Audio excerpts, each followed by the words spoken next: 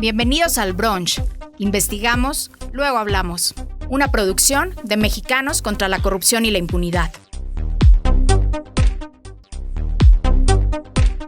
¿No tuviste tiempo de leer las noticias más importantes sobre corrupción e impunidad? No te preocupes, en este podcast te contamos en pocos minutos todo lo que debes saber para mantenerte en la conversación y estar bien informado. Soy Lucia Vergara, integrante de Mexicanos contra la Corrupción, y hoy sábado 28 de marzo te cuento lo más importante de la semana. En este brunch revisaremos cómo la corrupción y la impunidad se sirven en la mesa del poder, desde los perdones millonarios a exgobernadores hasta mansiones compradas con recursos dudosos. Analizamos el nuevo sistema de transparencia a un año de su creación, exploraremos irregularidades fiscales de autoridades locales y el debilitamiento de las organizaciones civiles. Así que, ¿ya tienes tu café o mimosa lista? Disfrútala y acompáñanos.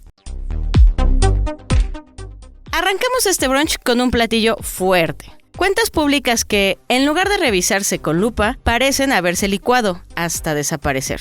El líder del PRI, Alejandro Alito Moreno, dejó en 2019 la gubernatura de Campeche con observaciones por más de 3.387 millones de pesos, principalmente de 2018. Ese dinero, en teoría, debía aclararse, pero aquí viene el giro. Para 2024, el 98% de ese monto fue perdonado por la Auditoría Superior de la Federación.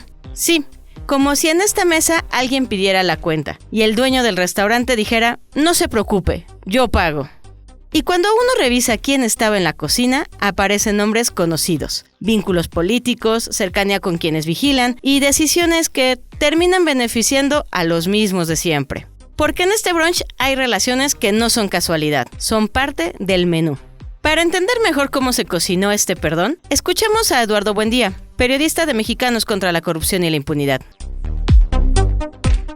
Esta semana en Mexicanos contra la Corrupción dimos a conocer que la Auditoría Superior de David Colmenares eliminó cuentas pendientes que dejó Alejandro Moreno en su gubernatura de Campeche por el orden de 2.700 millones de pesos. Bueno, la auditoría detectó la falta de aclaración de posibles desvíos por 3.435 millones de pesos en el ejercicio de 2018, año en que Alejandro Moreno gobernaba el estado de Campeche. Una base de datos que en Mexicanos contra la Corrupción obtuvimos en enero de 2022 mostraba que, pues ya a 3 años de que Alito había dejado la gubernatura, todavía faltaban por solventarse 3.387 millones de pesos, es decir, el 98% del total. Pues resulta que en 2024, cuando revisamos esa misma base de datos, aparecieron justificadas gran parte de las observaciones que se habían hecho en 2018. Resulta que, pues, se le perdonaron a Alito alrededor de 2.700 millones de pesos y lo que también descubrimos a través de solicitudes de información es que estas observaciones que fueron perdonadas pasaron por la Dirección General de Seguimiento C, que en su momento fue encabezada por Ricardo Gabriel López Ruiz, un personaje que colaboró con Pablo Angulo Briceño cuando este era diputado del PRI y presidió la Comisión de Vigilancia de la ASF en la Cámara de Diputados, organismo que se encarga de revisar la actividad de esa institución. El papel de Pablo Angulo es central porque es uno de los personajes más cercanos a Alito Moreno y también es originario de Campeche y, aunque Ricardo Gabriel López Ruiz no trabajó directamente para la Cámara de Diputados, de acuerdo con respuestas oficiales, en registros de entradas al Palacio Legislativo constatamos que fungió como apoyo de esa Comisión de Vigilancia que presidió Pablo Angulo.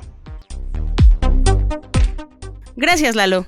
En política, pocas cosas son gratuitas. Casi todo tiene un costo, aunque no siempre lo pague quien debería. Y del perdón pasamos a otro platillo ya clásico: el lujo construido con ingredientes difíciles de rastrear. Un tribunal federal ordenó que una mansión de Ixtapas y Guatanejo, vinculada a la familia del exdirector de Pemex, Emilio Lozoya, pase a manos del Estado, pues no pudo verificarse el origen lícito de los recursos con los que se adquirió el inmueble. En junio de 2019, Mexicanos contra la Corrupción y la Impunidad documentó la existencia de esta propiedad y reconstruyó la ruta del dinero en una estructura que va mucho más allá de una simple operación inmobiliaria. Para entender lo que implica este caso, escuchamos a Raúl Olmos, director de la Unidad de Periodismo. Un tribunal federal ordenó que una mansión en Ixtapa, adquirida en 2013 con presuntos sobornos a favor de la exesposa de Emilio Lozoya, pase a propiedad de la Federación mediante un procedimiento de extinción de dominio. La resolución revoca el criterio previo que había frenado la acción de la Fiscalía General de la República y marca un nuevo capítulo en el largo litigio patrimonial derivado de los casos de corrupción de Odebrecht y Altos Hornos de México. El fallo establece que no se acreditó el origen lícito de los recursos con los que se adquirió el inmueble, valuado en 1.9 millones de dólares. En términos jurídicos, eso basta para que el Estado reclame la propiedad. Esta historia no comenzó en tribunales, en realidad inició en el periodismo. El 8 de junio de 2019, Mexicanos contra la Corrupción y la Impunidad documentó la existencia de la residencia y reconstruyó la ruta del dinero. Transferencias que pasaron por una cuenta en Suiza vinculada a la empresa fantasma Tochos Holding, constituida en las Islas Vírgenes Británicas, y que terminaron en una cuenta en Canadá para concretar la compra de la mansión. La investigación reveló una estructura que difícilmente puede entenderse como una simple operación inmobiliaria. Un abogado y directivo de Altos Hornos de México actuó como representante en la adquisición. La transacción se realizó días después de que Pemex, ya bajo la dirección de Lozoya, aprobara la compra de la planta agronitrogenados, señalada posteriormente como una adquisición con sobreprecio y con instalaciones chatarra. La coincidencia temporal y la triangulación internacional del dinero delinearon desde entonces un patrón: recursos ligados a sobornos que se desplazaron a través de jurisdicciones opacas para terminar convertidos en inmuebles de lujo, en una operación que involucró intermediarios, fideicomisos y estructuras diseñadas para diluir el rastro del origen del dinero. No se trató de un episodio aislado, pues el mismo mecanismo se utilizó para que Lozoya adquiriera otra mansión en Lomas de Bezares, en la Ciudad de México. El caso deja una lección incómoda. Sin la documentación inicial aportada desde el periodismo por MSCI, los contratos, las transferencias, los nombres de las empresas y los vínculos corporativos, difícilmente se habría construido la ruta que hoy sustenta la acción del Estado. La extinción del dominio llega como un desenlace institucional, pero el punto de partida fue una investigación periodística que hizo visible lo que estaba diseñado para permanecer oculto. Gracias, Raúl, porque cuando el dinero público termina convertido en propiedades privadas, no estamos ante un error, estamos ante un modelo. Y hablando de modelos, vamos con uno que prometía limpiar la mesa, pero parece haber dejado bastantes migajas. A un año de la nueva ley de transparencia, el sistema cambió, desapareció el INAI y surgió Transparencia para el Pueblo. Sobre el papel, suena bien. En la práctica, todo indica que se quedó a medias. Sí, hubo austeridad, pero también más fragmentación, más confusión y menos claridad. Para analizar este nuevo sistema, escuchamos al politólogo y maestro en Derecho por la UNAM, Gabriel Espinosa Ibarra, quien esta semana colaboró en Desarmar la Corrupción. A un año de la reforma que transformó el sistema de transparencia en México, es necesario preguntarnos, ¿realmente se cumplieron los objetivos planteados o estamos frente a un sistema aún incompleto? En marzo de 2025 se emitió una nueva Ley General de Transparencia y Acceso a la Información Pública, ordenamiento que sustituyó al modelo anterior, eliminando al INAI y al Sistema Nacional de Transparencia. Esta reforma se justificó bajo principios como la racionalidad, la austeridad, la honradez y la eliminación de duplicidades en el aparato público. Sin embargo, al analizar los resultados tras su primer año de implementación, encontramos un panorama con claroscuros. En primer lugar, en materia presupuestal, sí se observa una reducción significativa. El nuevo órgano central, Transparencia para el Pueblo, cuenta con apenas 25 millones de pesos asignados, lo que representa una fracción mínima del presupuesto que tenía asignado el Instituto Nacional de Transparencia y Acceso a la Información Pública. También hubo una disminución importante en el número de trabajadores. No obstante, esta aparente austeridad genera dudas. La desaparición de un órgano nacional dio lugar a la creación de múltiples autoridades garantes distribuidas en diferentes instituciones. Esto implica que el gasto no desapareció, sino que se dispersó y actualmente no existe información clara sobre cuánto cuesta realmente este nuevo modelo en su conjunto.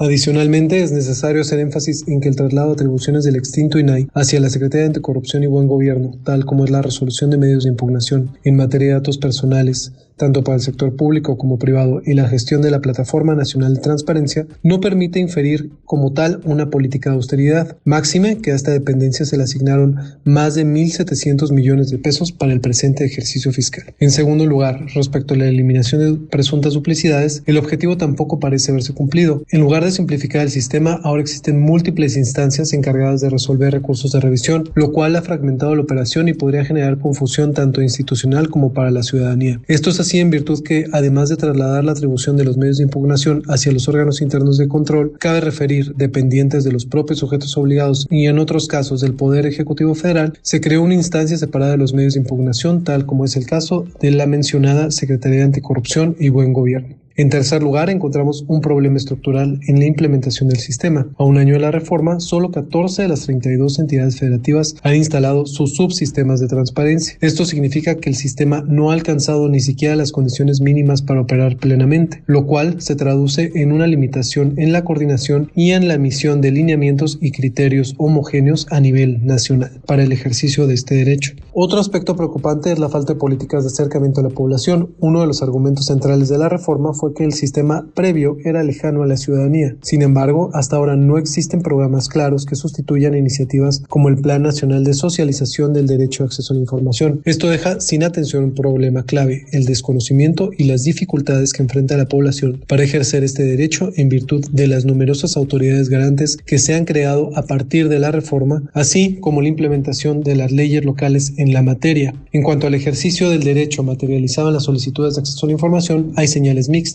Por un lado, tenemos que las solicitudes de acceso a la información habían mostrado un crecimiento sostenido en años anteriores, pero en 2025 se registró una caída del 20%, aunque pueden influir diversos factores, tales como cambios tecnológicos. También es posible la transición institucional y las fallas constantes en la Plataforma Nacional de Transparencia estén afectando el ejercicio del derecho. En esta medida, el desarrollo de esta garantía en el presente ejercicio anual demostrará si existe una tendencia a la alza o si, por el contrario, se crean mecanismos que dificulten la presentación de solicitudes ante los sujetos obligados. Por otro lado, tenemos los recursos de revisión, los cuales son un indicador de inconformidad de la ciudadanía respecto de las solicitudes recibidas. Al respecto, tenemos información limitada. Solamente contamos con datos parciales. Esto es así toda vez que contamos con información parcial, ya que Transparencia para el Pueblo reporta contar con 5.991 recursos de revisión atendidos durante 2025. Asimismo, destaca que aproximadamente el 17% de los medios de impugnación fueron desechados. Además, muchas de las nuevas autoridades no han publicado información sobre sus resoluciones ni tampoco respecto de su estructura orgánica, lo cual reduce la transparencia del propio sistema. En conjunto, estos elementos apuntan a una conclusión clara. Si bien se logró un presunto recorte en el gasto público,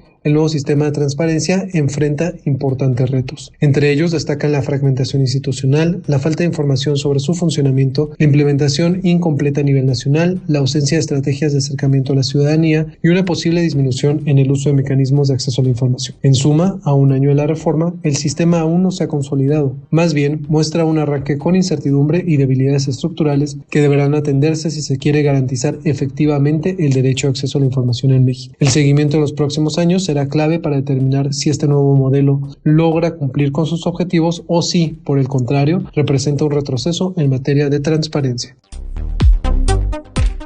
Gracias, Gabriel. Nos queda clarísimo. Sin transparencia, la ciudadanía queda ciegas y en la oscuridad ya sabemos quién se sirve mejor. Y si la transparencia se debilita, hay otro actor que también resiente el golpe: la sociedad civil. Esta semana, el SAT canceló el permiso a más de 100 organizaciones de la sociedad civil para recibir donativos y otras más fueron dadas de baja. Recordemos que la función de estas organizaciones es actuar como contrapeso social, defendiendo derechos, promoviendo transparencia y rendición de cuentas, es decir, promover el bienestar común en áreas donde el Estado no siempre puede llegar.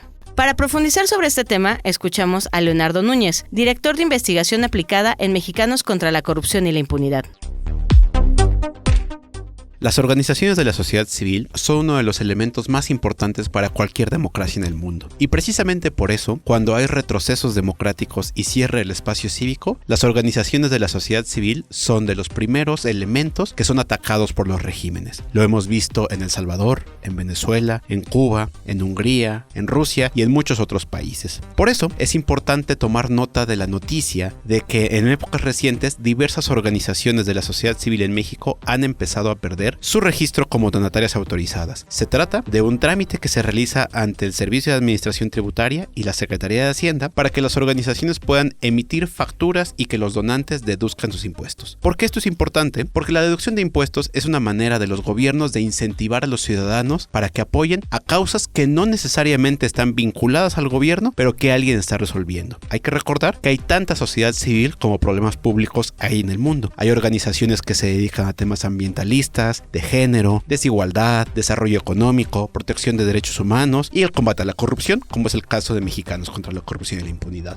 La noticia nos mostró que alrededor de 100 organizaciones, entre las que se encuentran colegas como México Evalúa, el Instituto Mexicano para la Competitividad y otras organizaciones caracterizadas por el profesionalismo de su trabajo, perdieron este requisito que se necesita para poder deducir impuestos por los donantes. ¿Cuáles son las consecuencias de esto? En primer lugar, hay un ataque porque eso vulnera las finanzas de las organizaciones. Se hace más difícil conseguir recursos y convencer a las personas de que donar es una buena causa que además les conviene y puede ayudar a solucionar los problemas del país. Mexicanos contra la Corrupción ha vivido esto en primera persona. Nosotros no perdimos la donataria en esta tanda, sino hace un año, precisamente por estos cambios en los requisitos que han ido solicitándose por parte de las autoridades. Es necesario llamar la atención porque dificultar el trabajo de la sociedad civil no es algo que esté pasando desde ahora. Desde el inicio del gobierno de Andrés Manuel López Obrador ha habido un ataque sistemático contra lo que el presidente decía la mal llamada sociedad civil. Y esto es problemático porque la sociedad civil muchas veces atiende problemas sin buscar el aplauso del gobierno, sin buscar posicionar a alguien, simplemente porque buscamos resolver un problema público. Pero eso es problemático porque en nuestro trabajo se pueden denunciar las inconsistencias del gobierno o los errores que se tratan de ocultar. Tan solo hay que ver el debate que existe sobre las violaciones de derechos humanos con Bukele o lo que estamos viendo en estos mismos días alrededor de si hubo o no hubo conocimiento sobre el derrame de petróleo en el Golfo de México.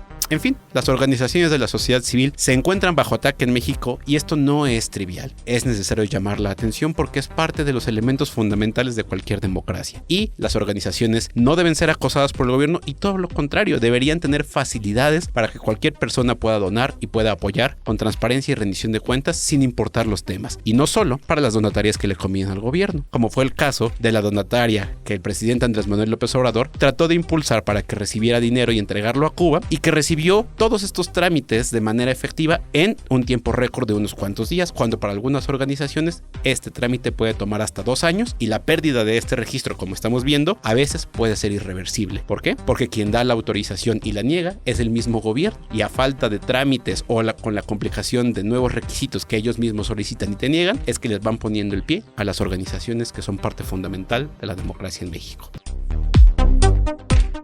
Desde su campaña en 2018, el expresidente López Obrador mostró un rechazo abierto hacia las organizaciones de la sociedad civil. ¿Cómo se apropiaron del término que decía Gramsci sobre la sociedad civil? Y ahora resulta que es un instrumento de los conservadores, de los potentados, de los machuchones, para justificar todo. Desde 2019 a la actualidad, el SAT ha revocado o cancelado el registro de más de 1,300 de estas organizaciones. Ante esta situación, la presidenta Claudia Sheinbaum afirmó que no se trató de una decisión política, sino del resultado de evaluaciones técnicas realizadas por la autoridad fiscal. Les voy a ser muy franca, no sabía las organizaciones que es un análisis técnico del SAT. Yo ni siquiera tenía conocimiento de cuántas eran.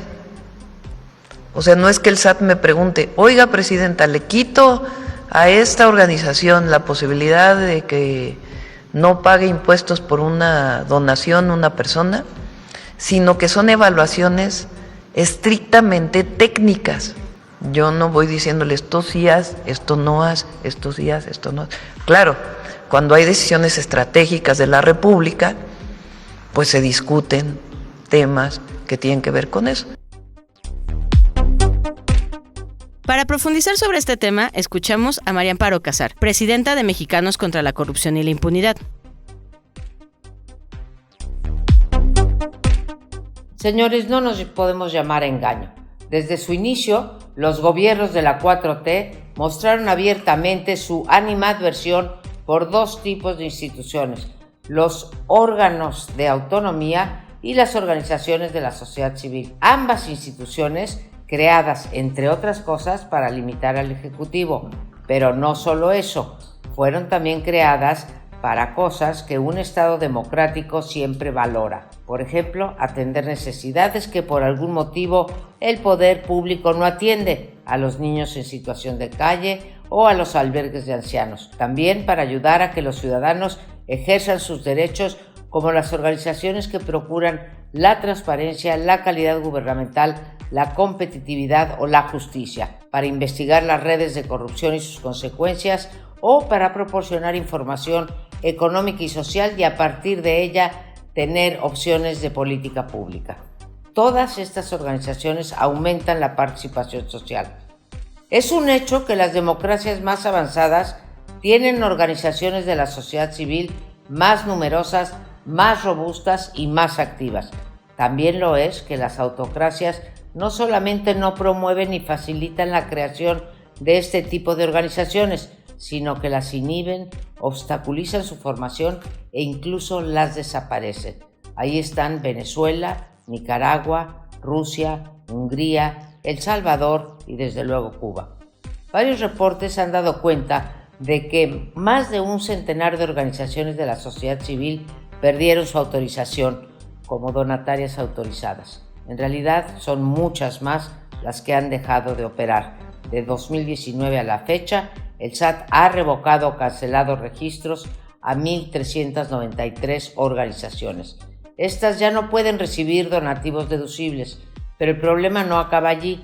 Pocos reparan que aun cuando las personas morales quisieran seguir donando y sin importarles la deducibilidad, existen numerosas fundaciones mexicanas y extranjeras que estarían impedidas por estatutos de otorgar recursos a las organizaciones sociales que no tienen el registro oficial.